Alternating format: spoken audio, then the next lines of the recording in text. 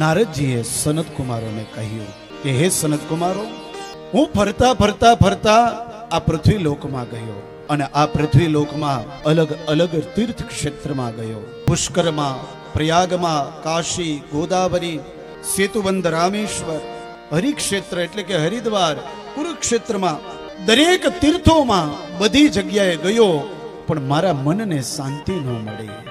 વ્યક્તિ સવારનો કામે ગયો હોય ને સાંજે ઘરે આવે અને ઘરમાં આવ્યા પછી પણ જો એને શાંતિ ન મળે તો એ વ્યક્તિ મોટામાં મોટો દુખી વ્યક્તિ છે.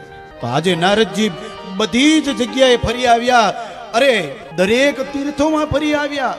તો તીર્થોમાં તો આપણે જઈએ તો આપણા મનને શાંતિ મળવી જોઈએ, પણ આજે નારદજીને શાંતિ નથી મળી.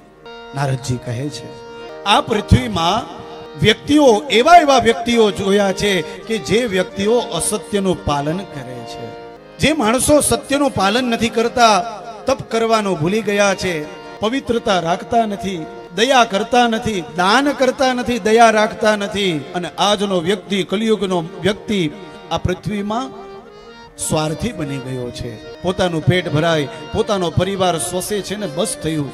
પોતે પોતાના ભાઈનું પણ નથી જોતો, પોતાના કુટુંબનું નથી જોતો, બસ પોતાનું સારું થાય છે ને.